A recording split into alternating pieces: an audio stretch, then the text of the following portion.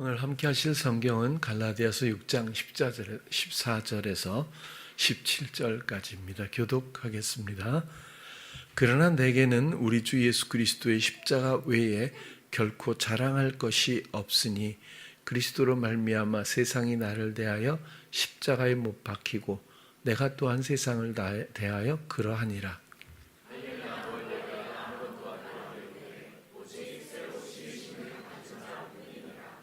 무릇 이 규례를 행하는 자에게와 하나님의 이스라엘에게 평강과 긍휼이 있을지어다.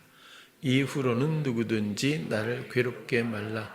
내가 내 몸에 예수의 흔적을 가졌노라. 아멘. 오늘은 갈라디아서 6장 14절에서 17절 이 구절을 가지고 예수의 흔적이라는 제목으로 함께 나누도록 하겠습니다. 그러나 내게는 우리 주 예수 그리스도의 십자가 외에 결코 자랑할 것이 없으니 그리스도로 말미암아 세상이 나를 대하여 십자가에 못 박히고 내가 또한 세상을 대하여 그러하니라. 일단 흔적이라는 말이 여러 예수의 흔적을 가졌다라고 17절에 말하잖아요. 여러 주장들이 있고 해석들이 있습니다. 이후로는 누구든지 나를 괴롭게 말라.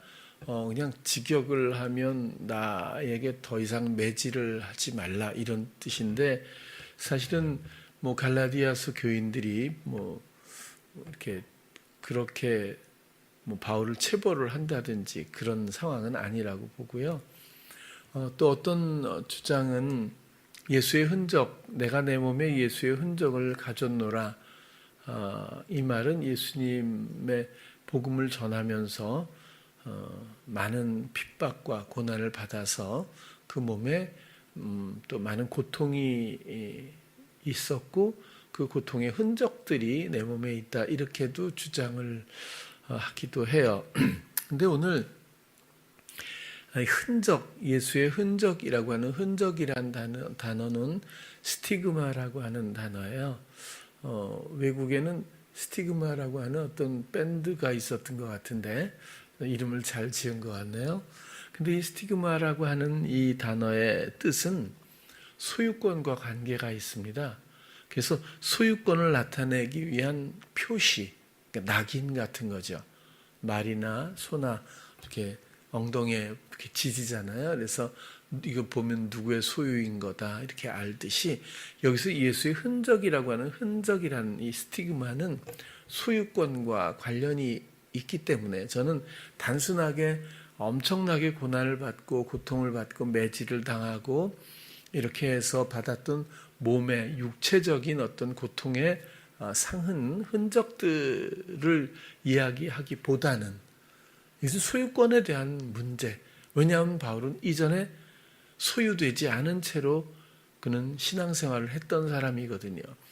어느 누구보다도 바울은 열심히 했고 또 자기를 소개할 때도 자기는 바리새인 중에 바리새인이었다라고 하고 청년 시절이었음에도 불구하고 수많은 그리스도인들을 잡아서 죽이기도 했어요. 잔혹한 사람이라기보다는 정의에 굉장히 열정적인 사람이었다고 보여지는 거죠.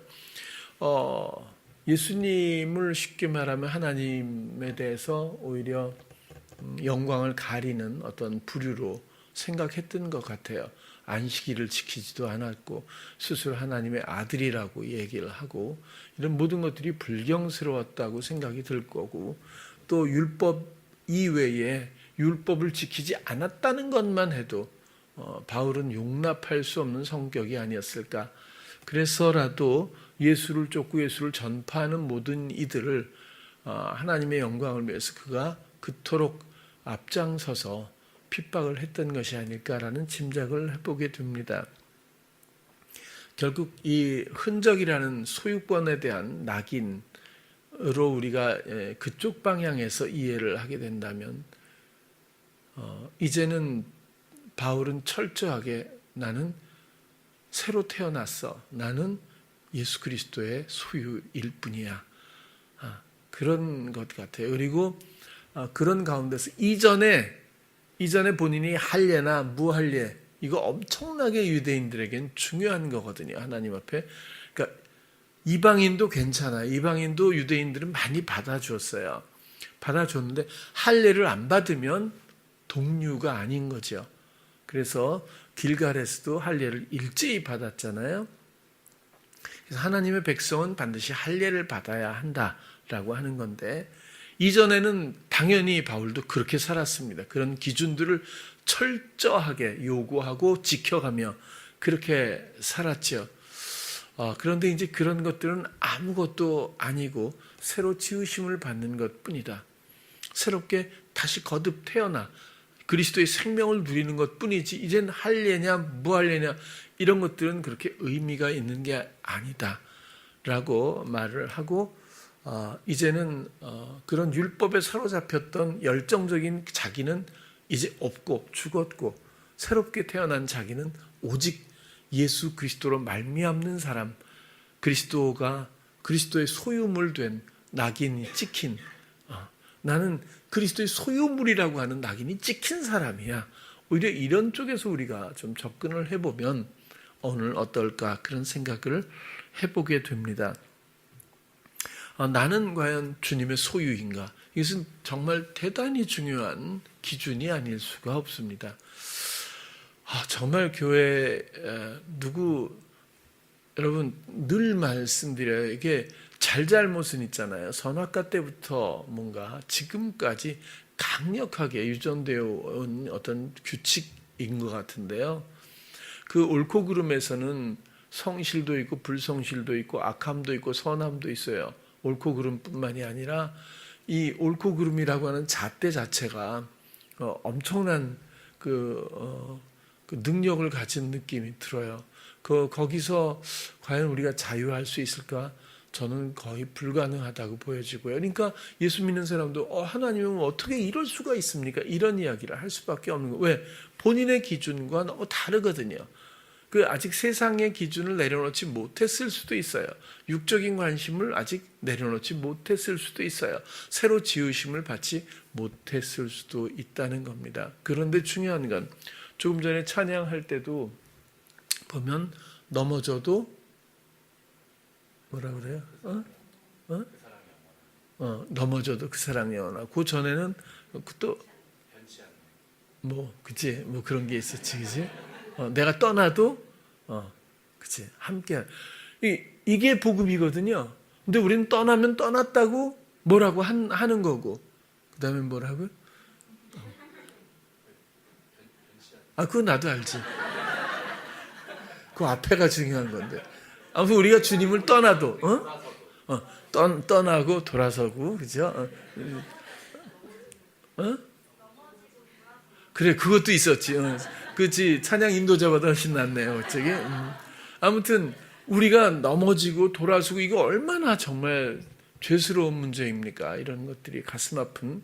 그런데 그래도 그 사랑은 변치 않는다는 게 복음이지. 우리가 서로 왜 돌아섰어? 너는 이러면 되겠어. 이러고 살면 이게 정말 너무 혼란한 것 같아요. 그렇다고 해서 뭐든지 괜찮아. 이건 아닙니다. 그렇게 하면 또 이게 더 큰일 나는 일이죠. 주님의 마음. 지금 내 마음의 주인도 주님이고 내 생각의 주인도 주님. 주님이 무엇을 생각하고 무엇을 말씀하시고 어떤 뜻을 갖고 계신지가 중요하고 우리는 그것의 통로로서 순종할 뿐이라고 하는 관계의 정립이 신앙의 기초이고 복음이라고 생각이 드는 거죠. 나는 주님의 소유인가? 이것이 왜 무게감이 엄청난가 하면 주님은 그냥 아무나 보는 대로 너 일로 와. 너 세례교인이야? 낙인 너도 일로 와. 낙인 이렇게 해서 소유된 게 아니잖아요. 어떻게? 자기 생명을 내어주고 피를 흘리고 조롱받고 우리의 모든 연약하고 부족하고 이렇게 패역한 모든 일들에 대한 모든 대가를 전부 치르신 후에 생명까지 내어준 후에 죽으신 후에 하나님의 영원한 생명으로 다시 사셔서 이제부터 그 모든 갚으신 능력을 가지고 이기신 그 능력을 가지고 우리를 우리 안에서 의뢰할 때마다, 관심을 가질 때마다 사랑으로 돌보시는 능력으로 우리와 함께 하신다는 그 가운데서 예수의 흔적을 우리는 이해해야 한다, 그런 겁니다. 우리는 소유물이라고 하는 어떤 그 원치 않는 관계에서 수직적으로 그 단순한 피조물, 단순한 소유물로서 낙인을 찍힌 것이 아니라 우리를 소유하시기 위해서 그런 희생을 치르시고 죽기까지 사랑하신 그 사랑이 우리를 빼앗기지 않게 하기 위해서, 그죠? 사랑하면 결혼하잖아요. 왜? 이젠 소유되길 원하는 거죠. 그 역설적이지만 그것만큼 행복한 일이 있을까요? 그죠? 그냥 너나 나나 이렇게 흩어져 있는 게 아니라 딱 정말 사랑하는 사람과 함께 하는 것만으로도 너무 풍부하고 너무 벅찬, 그렇게 해야 부부 아니겠어요? 이렇게?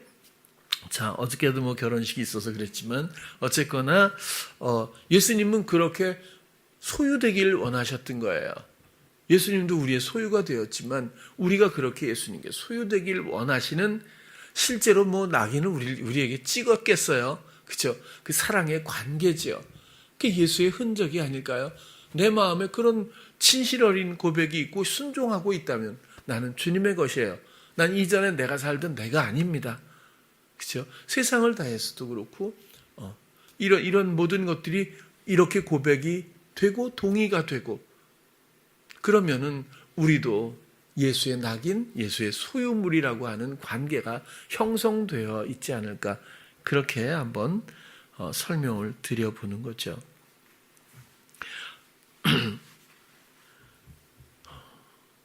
예수님은 생명을 주고 나를 사셨어요.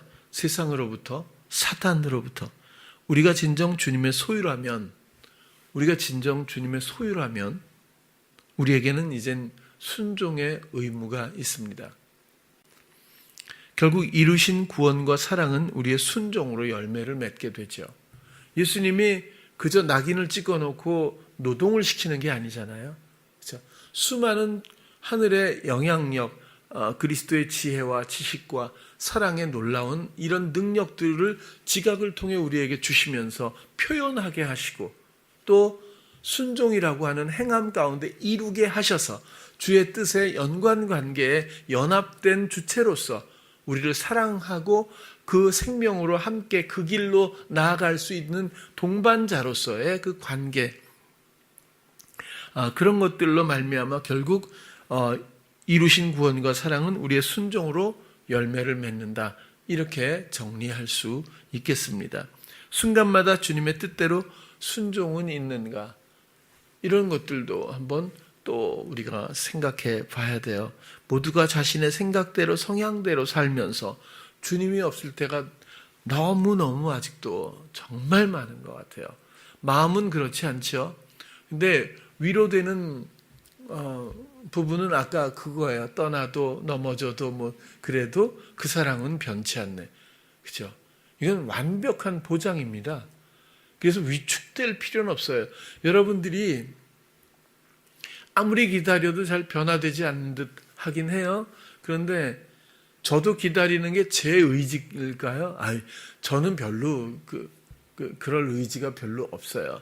그냥 순종하다 보니까 이것이 인내로 나타나는 거지, 어떤 모습을 봤을 때 해도 또 안 되고 안 됐을 때 무슨 생각이, 시험의 생각이 올까요? 안 되는구나. 그럼 할 필요가 없잖아요. 근데 지금까지 똑같은 일을 하고 있는 걸 보면 여러분, 이건 제 의지가 아니에요. 저는 그런 의사가 없어요, 솔직히.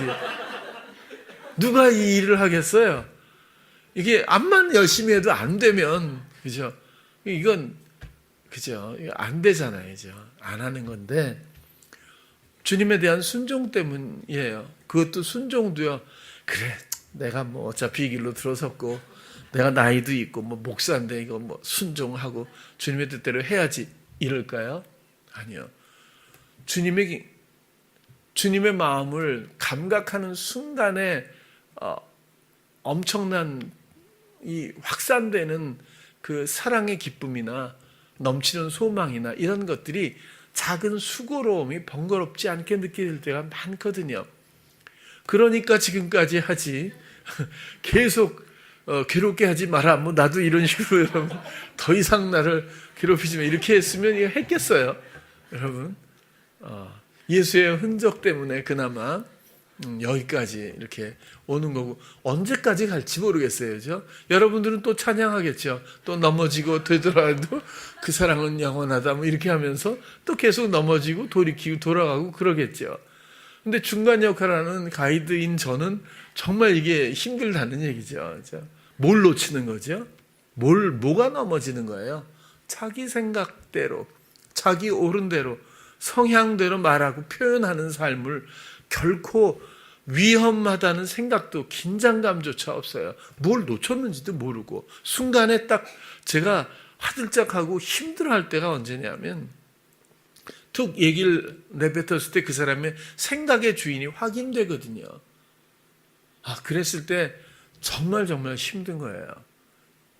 예수님의 흔적은커녕 예수님에 대한 관심도 느껴지지 않는 그 상태에 이 어려움이 있거든요. 그러면 무슨 의미가 있죠? 그 사람의 삶은 도대체 어디서 의미를 찾아야 하죠?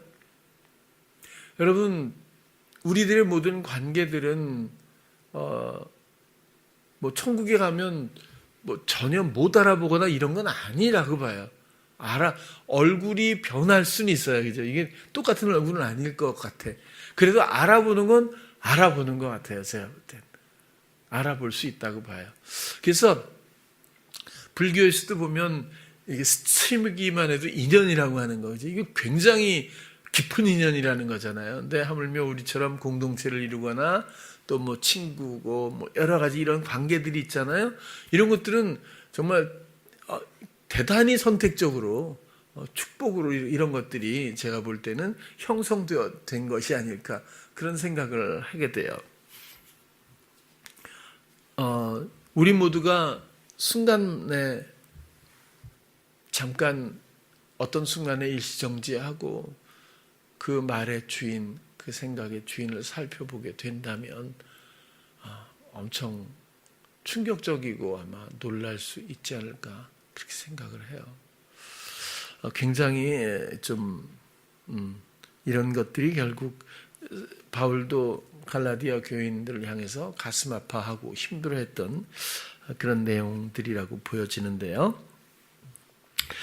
예수님이 길이요 진리요 생명이요 뭐 이렇게 하잖아요. 성경대로 또 성경 공부도 하고 또 우리가 잘 알아요. 예수님이 교회 다니면서 길이요 진리요 생명인 거 모르는 사람이 어디 있겠어요. 근데 예수님이 정말 길인지 그 사람의 그 영혼에 예수님이 정말 진리이신지 생명이신지를 확인하는 절차가 있다면 어떻게 될까요?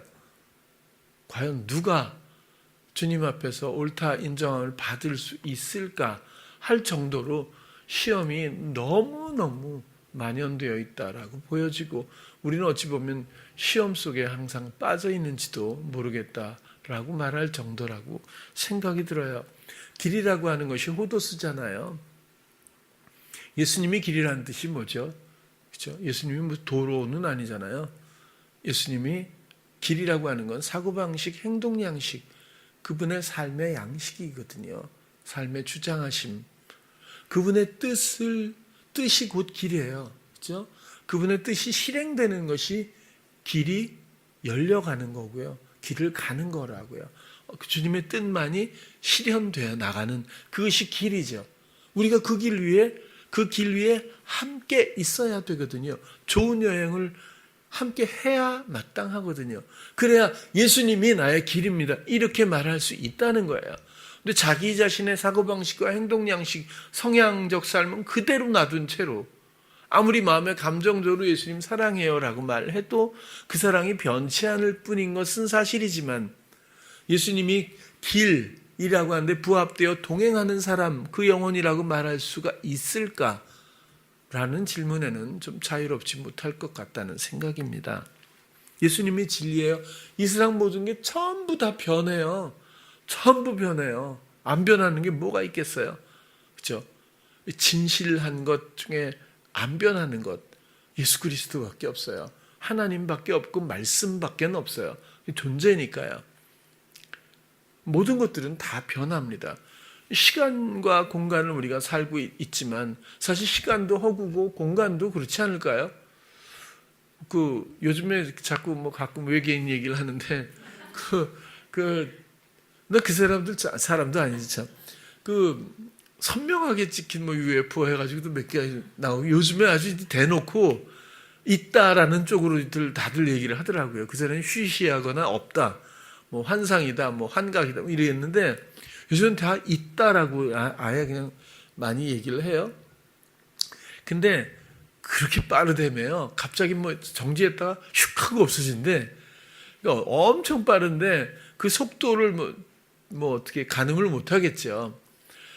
그리고 뭐 12은하계인가 뭐 거기서 뭐 왔다 갔는데 어떻게 왔는지, 어느 속도로 어떻게 왔는지, 그럼 얼마나 오래 사는 건지, 이게 죽음은 있는 거지. 그래서 궁금한 게 정말 좀 많거든요. 근데 그냥 간단하게 생각을 해봐도 우리는 시계가 있잖아요. 그죠? 시계가 있고 이 시계는 태양력이라서 그냥 달력도 그렇고요. 하루가 가면 하루 24시간을 쪼개갖고 우리가 쓰잖아요. 근데 번쩍 해갖고 미국에 있다, 번쩍 해갖고 또 브라질에 있다, 번쩍해서 우주에 갔다가 번쩍, 이렇게 하면 시간은 어디 있고 공간은 어디 있죠? 해가 지는 것도 아니고 해가 뜨는 것도 아니고, 이 시간도 왜곡되어 있다고 하는데 말이 참 이상하게 자꾸 가네. 근데 도대체 뭐가 진실인지 뭐가 진리인지, 제가 볼 때는 사랑 같은 건 진리에 속할 거예요. 그런데 우리가 눈으로 보고 생활하는 이런 3차원에서, 우리 같은 차원에서의 육신에 근거한 삶에는 진리가 있을까 싶은 거예요. 근데 이 진리의 근원, 유일한 진리는 예수 그리스도죠. 그리스도로 말미암아 모든 것들이 창조되었고 모든 것들이 다스림을 받고 그리고 그의 뜻을 이루어가고 있기 때문에 그분은 영원이라는 말이 필요 없는 진리일 뿐이겠죠. 그리고 그리스도가 생명이라고 하잖아요. 그 새로운 생명이 우리 안에 오셔서 나를 대신해서 함께 사시겠다고 하는, 새로운 나의 생명이 되겠다고 하신 약속이 복음인데, 이런 생명으로 전환된 사람들을 만나보기가 힘들다면 이건 굉장히 큰 시험이죠. 또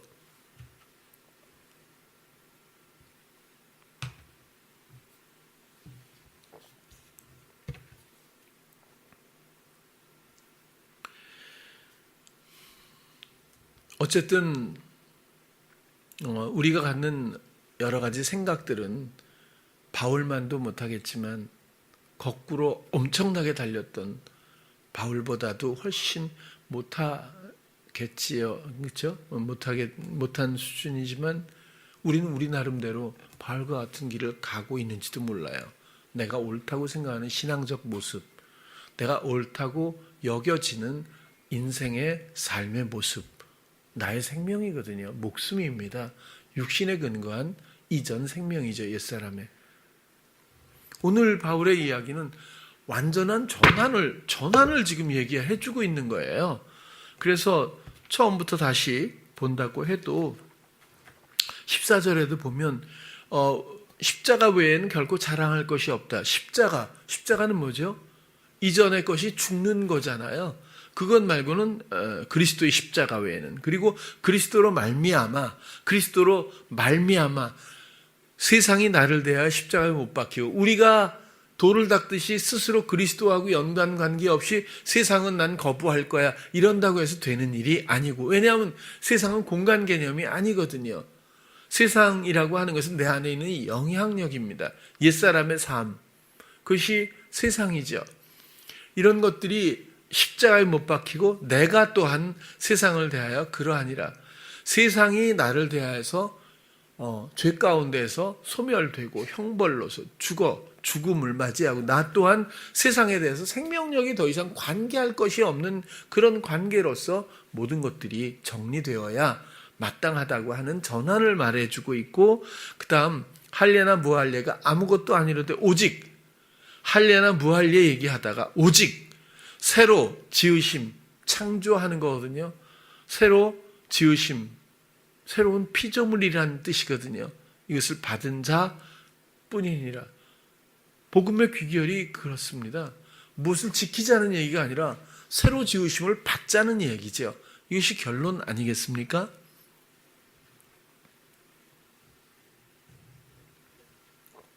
새로 지으심을 받는다는 뜻은 뭐죠?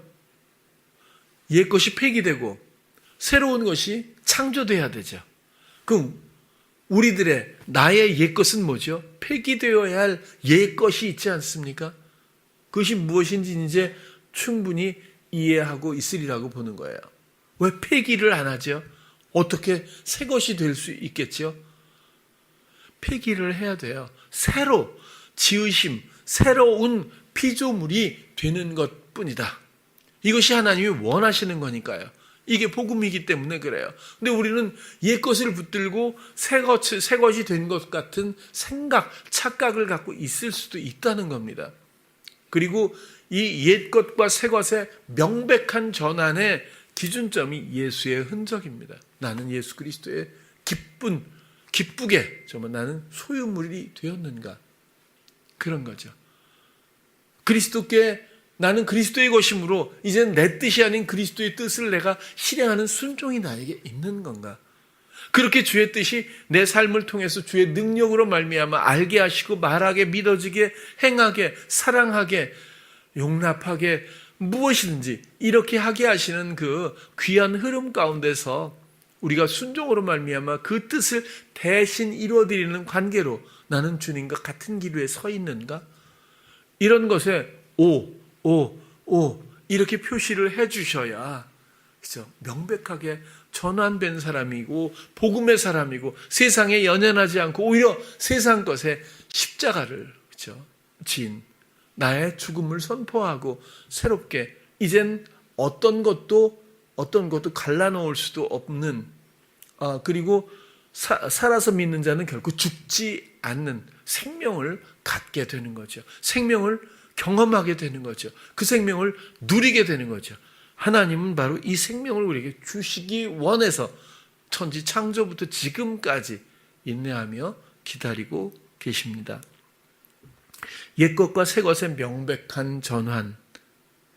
이것은 정말 복음 안에서 너무너무 우리에게 대한 어떤 소중한 요구일 수도 있어요. 6에서 0. 6이 나쁜 것은 아니죠. 그러나 육신을 통해서 영적인 이해와 전환이 명백해야 됩니다. 육으로 끝나서는 안 되겠죠. 어저께 서희 결혼하고 요한이랑 결혼할 때도 제가 그 얘기를 했거든요. 영적인 부부가 제발 꼭 돼달라. 왜냐하면 이렇게 사랑하는 우리 청년들이 결혼을 해도 우리 교회 다니는 사람 말고는 대부분 감정도 사랑의 일부겠죠. 그렇지만 감정에 기인해서 하면 반드시 변하거든요. 남자들은 쉽게 변해요. 그래서 뭐 여자는 꽃, 남자는 뭐 나비 이러잖아요. 꽃은 그 자리에 있고 나비는 단물을 빨아먹고 가나요? 아무튼 날아가 버리잖아요. 이거 왜 이렇게 나쁘게 표현했지 누가? 그리고 요한이는 안 그렇죠. 요한 절대 그럴 리가 없습니다. 다른데 그 꽃가루를 갖고 왔어라도 어떻게 하기? 그리고 뭐 여자는 항구, 남자는 배 이러잖아요. 그죠? 뭐 좀 썩 좋은 비유는 아니지만 일리가 없지 않다 이렇게 생각이 들어요. 그러니까 사람 마음은 자꾸 변해서 이렇게 자꾸 떠나려고도 하고 뭐 좀 그러잖아요. 근데 조금 전처럼 새로운 피조물로서 주님을 사랑하고 주님의 지혜와 주님의 마음과 생각으로 상대를 바라보고 그리고 주님의 사랑 아까도 찬양을 아까 얘기했잖아요. 그죠? 떠나가도 넘어져도 오히려 사랑으로 보살필 수 있는 주님의 사랑에 의지해서 함께 도모할 수 있다면 영적인 가정이 되겠죠. 그렇죠? 이건 우리의 힘으로 하는 건 아니잖아요. 모든 처음부터 끝까지 그리스도로 말미암아 주님이 하시는 일이기 때문에 우리는 단지 주님의 소유로서 의뢰하고 또 순종의 기쁨과 소망을 가지고 실행할 마음만 있어준다면 나머지는 주가 하시는 일이라서 그렇죠? 오늘 그렇죠? 교동문에도 그랬어요. 여호와께서 집을 세우지 아니하시면 세우는 자의 수고가 헛되다. 뭐 건축 얘기만은 아니겠죠. 여호와께서 성을 지키지 아니하시면 파수꾼의 경성함이 허사다. 너희가 일찍 일어나고 늦게 누우며 수고의 떡을 먹음이 헛되도다. 이게 참 좀 허무하긴 하지만 이게 사람이 노력한다고 되는 건 아니에요.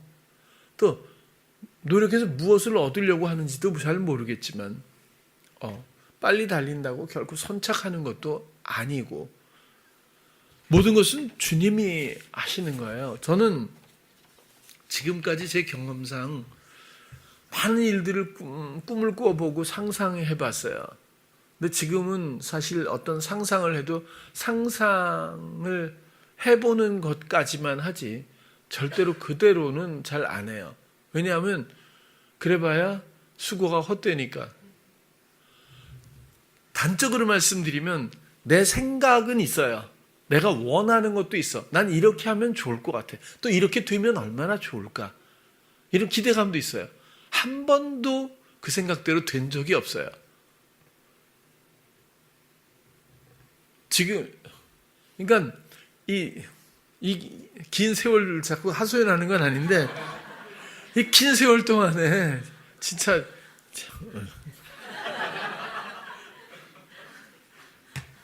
제가 얼마나 많은 상상을 하고 꿈을 꿔왔겠어요. 여러분들과 또 이 교회에서 얼마나 된 게 없잖아요. 이제 아무것도 이게 안 돼 보이는데 영적으로는 많은 게 됐죠. 제 얘기는 사람이 바라는 바가 있다는 거예요. 사람으로서 원하는 바가 왜 없겠느냐. 그리고 열심히 하는 열정도 있고 의지도 있고 노력도 있다는 거예요. 그러면 세상은 속삭이거든요. 된다. 하면 된다. 이렇게 얘기를 해준다고요. 물론 되는 부분도 있어요. 근데 문제는 궁극적인 목표가 과연 이루어질 수 있겠느냐는 거예요. 저는 이게 안 되더라고요. 그리고 어느 사이에 난 이렇게 가고 있었는데 주님이 훨씬 더 좋은 것으로 이쪽에서 채우셔요. 지금도 저는 우리 교회를 그렇게 생각해요. 내가 내 의지대로 했으면 우리 교회가 아마 굉장히 많은 사람이 모일 수도 있었어요. 그렇죠? 아닌가요? 아무튼 뭐 남들이 부러워할 만한 뭐 그런 성공했다 이런 것도 뭐 그럴 수도 있었을 것 같아요.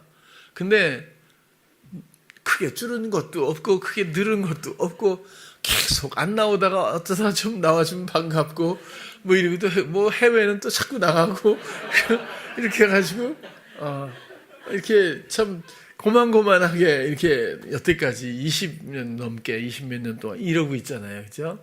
그러니까 내가 뭘 하겠어요, 여기서 더 이상. 근데 아무것도 그렇다면 여기서 보면 인원, 교회 규모 이런 데 관점을 두고 생각하면 그럴 수 있다는 거예요.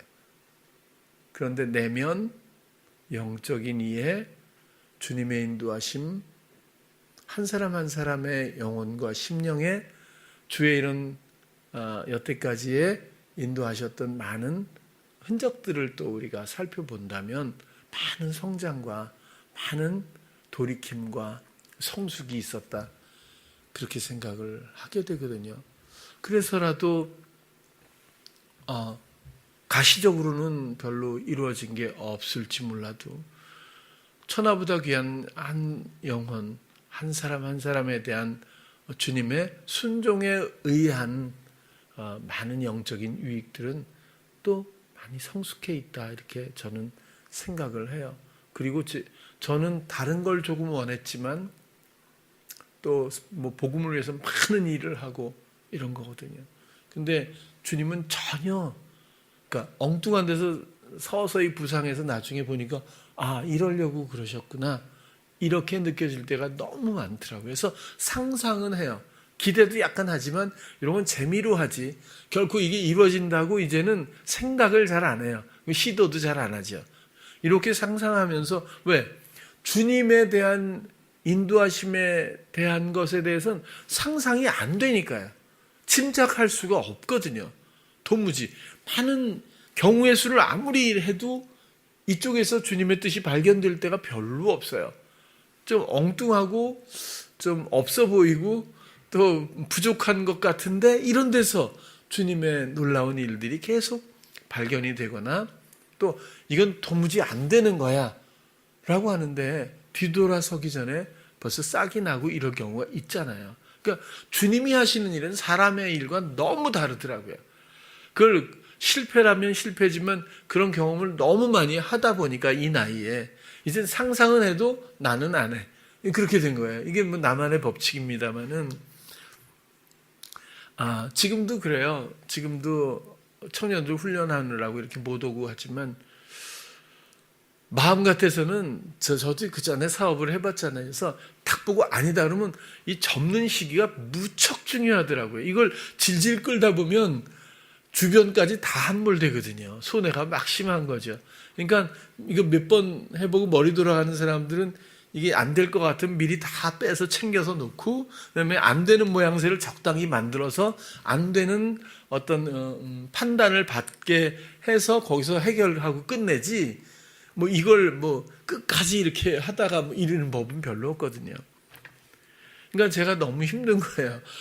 나는 벌써 이거 어떻게 해도 이렇게 했을 텐데 내 마음대로는 할 수가 없으니까 그렇다고 해서 뭐 뚜렷이 보이는 것도 아직은 없고 그래가지고 그래도 마음에 순종의 소망은 항상 있어요. 잘 되고 안 되고는 아무런 의미가 없어요. 할래나 무할래나 이거보단 덜 중요하지만 아무 의미가 없어요. 우리가 새롭게 지으심을 받는 것, 다시 말해서 그리스도의 뜻을 실행하고 그분이 원하시는 것을 발견하며 순종하는 것, 다시 말해서 예수의 흔적. 나는 내 뜻이 아니고 내 뜻대로 하지 않고 그럴 수도 없고 나는 할 수도 없고 하지도 못합니다. 예수님, 당신만이 나의 전부고 당신의 뜻만을 순종하기 원해요라는 최소한 이런 고백의 관계가 형성되어 있지 않다면 우리의 삶은 무슨 의미가 있겠어요? 이 짧은 삶이.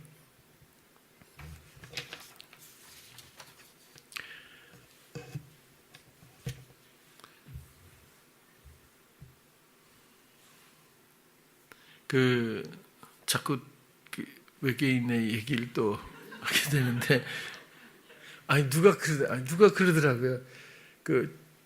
외계인한테 물었는데, 그때 그 사람, 도대체 이 지구를 어떻게 생각하느냐, 물었더니, 이건 감옥이라고 그러더라고요. 이게 감옥이래.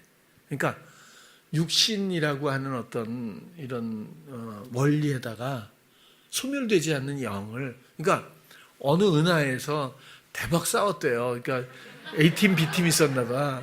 막 싸워가지고 한쪽이 몰락했대. 그래갖고 이 영혼들을 잡아다가 지구라고 하는 이 여기다가 이제 계속 아기로 태어날 때마다 영혼을 줘가지고 또 죽으면 환생시켜서 또 거기다 영혼 집어넣고 육신에다 이렇게 계속 환생을 시키면서 그 영혼이 지구에서 못 벗어나고 육체에서 끝내 이렇게 계속 할 수 있도록 해서 이제 이 육체를 또 이 지구 세상을 못 벗어나는 그 가운데서 이걸 감옥으로 활용하고 있다. 뭐 이렇게 얘기를 해요. 어떤 관점에서 보면 그럴듯 하거든요. 왜냐하면 제가 얘기했잖아요. 뭐 24개월 된 뭐 드럼의 어떤 뭐 신동, 진짜 잘 치는 거예요. 이거는 교육으로 안 되면 분명히 뭔가 있다. 이게 단순한 재능이라고 하기에는 그렇잖아요. 그리고 사람들이 뭐 유명한 과학자도 있고 그다음에 발명하는 사람도 있고 뭐 이렇게 지식적으로 엄청나게 놀라운 것들로 막 이렇게 전개되는 걸 보면 이건 뭔가 사주하는 어떤 그룹이 있는 것 같기도 해요. 사람이 아무리 머리를 써도 이게 이렇게 될 수 있는 게 있나 뭐 이런 물론 상상입니다. 근데 저는 약간 반대 의견을 갖고 있어요. 뭐 저도 그럼 외계인의 영인지 잘 모르겠습니다만은 이렇게 뭐 환생을 시켜서 감옥에 여기 가둬놓은 거다 이렇게 얘기하는데 만약에 우리의 인생에서 사랑이 없으면 전 그럴 것 같아요. 근데 사랑이 있는 이상 이것은 천국이 아니겠는가 싶은 거죠. 두 번째, 주님을 만나지 않았다면 그럴듯하리라고도 동의할 수 있을 것 같아요. 근데 우리는 육신으로 사는 존재가 물론 아니고 우리 안에서 주님을 만나고 그 사랑의 경이로움을 경험하고 그분의 존재감을 만난 사람들이 과연 이 지구를 어떤 설명에 의해서라도 감옥으로 여길 수 있을까? 주님과 동행하면 그 어디나 하늘나라라고 우리가 찬송하는데 얼마든지 동의할 수 있잖아요. 뭐 감옥이라도 상관없지만 사랑만 있다면, 주님만 있다면 그냥 얘기해봤어요. 자, 오늘 예수의 흔적에 대해서 얘기를 하고 있어요. 그래서 나는 명백한 전환을 이루었는가? 나는 정말 진정한 새로운 피조물일까? 나는 세상에 대해서 십자가에 못 박았는가? 우리가 세상에 대해서 그러니까 마치 뭐 세상에 나가서 뭐 그리스도인답게 살아야 세상에 대해서 뭐 이렇게 못 박았는가 아니라 관계성에서 봐야 돼요. 돈에 대한 가치를 아직도 미련을 갖고 있다면 그것은 바알을 신봉하는 겁니다. 돈이라는 것이 상당히 허구인데 뭐 원래 한참 후에 돈이라는 게 생겨나지 않았어요? 여러 가지 편의성 때문에. 근데 돈으로 할 수 없는 게 뭐 있다고 그랬죠? 다 대부분 하는데 천국 가는 거 뭐 그거 안 되고 사랑 이런 건 돈으로 살 수 없다고 하잖아요. 진실도 마찬가지고 정말 소중한 우리 안에 요소들 우리가 바라는 것들 이런 것들은 돈으로는 전혀 해결을 못하겠죠. 근데 우리는 막연하게 돈이 있으면 이런 생각을 하는 것 같아요. 뭐 역설적이지만 이 텔레비전에서 계속 전 채널을 많이 돌리거든요. 계속 돌리면서 이렇게 보게 되는데 제일 많이 나오는 게 나는 자연인이다 같아. 내가 볼 때는. 재방송도 많겠지만 엄청나게 채널이 많잖아요. 근데 막 돌리다 보면 계속해서 재방송도 많이 하더라고요. 근데 나는 자연인이다. 여기 출연한 사람 중에 나는 불행해한 사람 한 사람도 못 봤어. 전기 없지. 뭐 있는 게 없잖아요. 또 더구나 혼자 있지. 좋을 게 뭐가 있겠어요. 저도 그 전에 혼자 한번 전원주택에 있어 봤더니 사람이 있을 게 안 되더라고요. 이상한 소리 막 나고 아침에 일어나면 뭐 그 짐승들 변 본 것도 있고 이게 나오다 보면 뱀이 개구리 잡아먹고 있는 것도 봤고 그 다음에 토마토 이런 게 이렇게 심잖아요. 이게 토마토가 이렇게 열리잖아요. 이게 아침에 나와 보니까 나쁜 놈, 저기 고라니 같아. 어떻게 그걸 한 입씩만 다 베어 먹었어 이렇게 한 입씩만. 근데 고쳐 쓰려고 그랬어 진짜. 예수님의 흔적만 아니었으면 이거 그냥 어떻게 그렇게 애써서 심어놨는데 다 해서 얼마 안 있으면 이제 따겠구나 이러는데 어떻게 그걸 한 개를 일단 따서 가져가면 이해를 해요. 근데 조금만 베어 먹으면 다 이렇게 얼마나 나빠요 그 심성이. 또 얘기하다가 아무튼 여러분 세상에 대해서 내 마음에 미련 연관관계가 얼마나 있는지 보세요. 세상과 예수님은 공존할 수 없어요. 그렇다고 세상에 있는 건 우린 다 그만두고 분리교도처럼 뭐 이렇게 아니야. 세상의 물질을 대하든 세상의 자녀를 대하든 남편을 대하든 아내를 대하든 사업을 하든 직장을 다니든 무슨 일을 하든 주님 예수의 흔적 그렇죠? 가운데서 주님의 뜻을 기뻐하며 순종하는 가운데서 그렇죠? 모든 것들을 다스려야 마땅하다 그런 얘기죠. 그럼 주가 영화롭게 하실 거예요. 우리는 그 영화로움과 그 사랑의 인도하심 가운데 살아야 되지 않겠냐고 하는 본질적인 얘기를 하는 거지. 돈은 안 돼. 뭐 이렇게 하면 안 돼. 세상은 보면 안 돼. 이런 얘기가 아니에요. 자식 주님께서 키워주시겠지. 이런 게 전혀 아니고 그렇죠? 내가 순결한 순종의 통로되자. 왜? 나는 예수의 흔적을 가진 사람이니까. 나는 할례 무할례도 아니고 세상을 향해서 반응하던 나는 그 생명력이 죽었고 잘났고, 그리고 이제는 새로운 피조물이고, 그리고 예수님의 소유물이기 때문이야 라는 내 마음의 고백이 나의 정체성으로서 명백해야 되지 않겠는가, 그런 얘기예요. 그러다가도 넘어져요. 그러다가도 저렇게 얼마든지 떠날 수도 있고, 우리 마음이 어느 순간에 표류하거든요. 그런데 제가 힘든 건 이건 네가 지금 이렇게 해서 마음 주님이 없는 것 같아 라는 뜻으로 물었을 때 계속해서 자각을 못하는 그 순간이 많더라고요. 그때 마음이 참 많이 힘들어요. 예수님이 없는데도 조금도 위험성을 못 느낄 정도거든요.